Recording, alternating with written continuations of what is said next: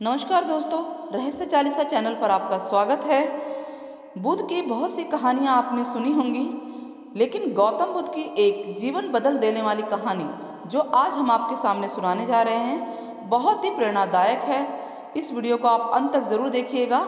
इस वीडियो को देखने के बाद आपको लगेगा कि आपके जीवन में अगर कुछ बुरा हो रहा है तो वो सब आप किस प्रकार से कम कर सकते हैं और कैसे आपका जीवन बदल सकता है। तो ये कहानी बहुत ही अच्छी है। चलिए शुरुआत करते हैं। एक बार बुद्ध अपने भिक्षु के साथ भिक्षाटन के लिए किसी गांव की तरफ जा रहे थे। तभी अचानक बुद्ध के पैरों में कांटा लग गया। कांटा इतना तीक्ष्ण था कि चुभते ही रक्त की धार निकलने लगी। बुद्ध के भिक्षु ने रक्त को रोकने के लिए एक कपड़ा फाड़कर बुद्ध के पैरों पर बांध दिया।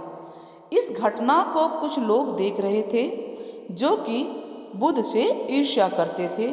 उन्होंने बुद्ध से कहा, हम तो तुम्हें परम ज्ञानी समझते थे, लेकिन दर्द को तो तुम भी सहन नहीं कर सकते हो। तुम पाखंडी हो और ये हमने सिद्ध कर दिया। ये कांटे हमने ही बिछाए हैं। इस गांव में तुम्हारा स्वागत नहीं, तिरस्कार होगा। इस गांव में तुमको भिक्षा नहीं मिलेगी।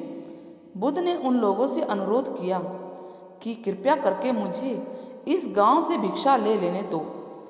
बुद्ध के ईर्ष्यालुओं ने बुद्ध का उपहास उड़ाया और कहा कि अगर तुम्हें भिक्षाटन के लिए इस गांव में आना है तो तुम्हें अपने रक्त की बलिदानी देनी होगी। तुमको इन कांटों के रास्तों से गुजरना होगा।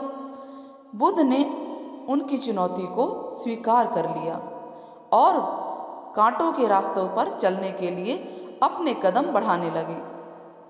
बुद्ध मुस्कुराते हुए कांटों पर चलने लगे। बुद्ध के साहस को देखकर गांव वाले चकित रह गए। कुछ लोगों की आंखें फटी की फटी रह गई। गांव वाले सोचने लगे कि बुद्ध भिक्षा के लिए दूसरे गांव भी जा सकते थे, तो फिर कांटों पर चलकर क्या साबित करना चाहते हैं।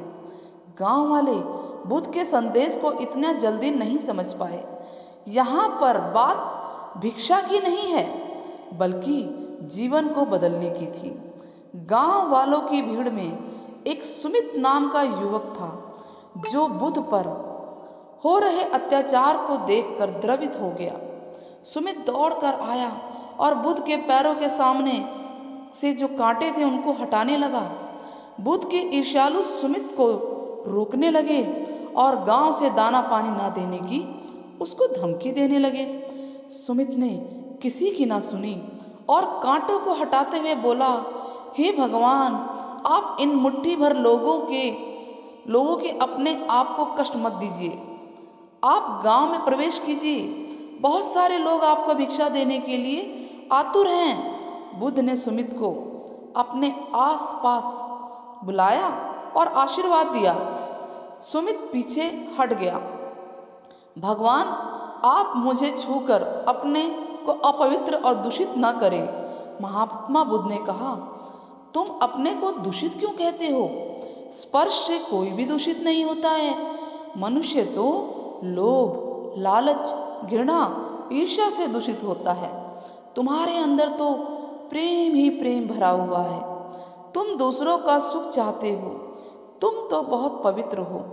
बुद्ध के बोल सुनकर कुछ लोग बोले, तुम तो अपने आप को बड़े ज्ञानी कहते थे।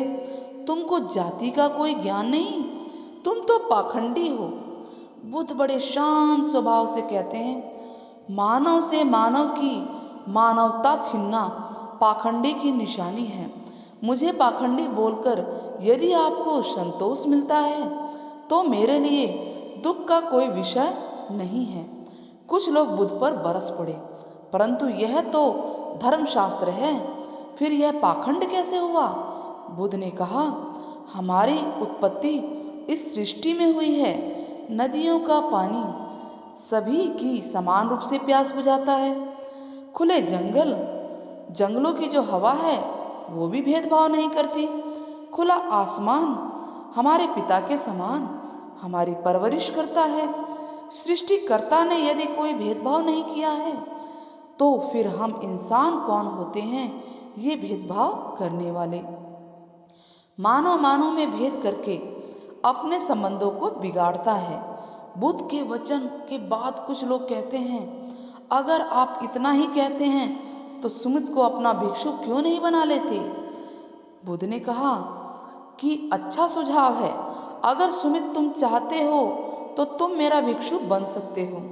बुद्ध के आमंत्रण पर सुमित पहला नीच जाति का बौद्ध भिक्षु बनता है। इस विवरण में केवल सुमित का जीवन ही नहीं बदलता, शेष लोगों का जीवन भी रूपांतरित होने लगता है। तो उम्मीद करते हैं दोस्तों, बुद्ध की ये जीवन बदलने वाली प्रेरणादायक कहानी आपको बहुत ही अच्छी लगी होगी। अगर अच्छी लगी है तो वीडियो को शेयर, लाइक और कमेंट बॉक्स में कमेंट करना नहीं भूलिएगा। धन्यवाद।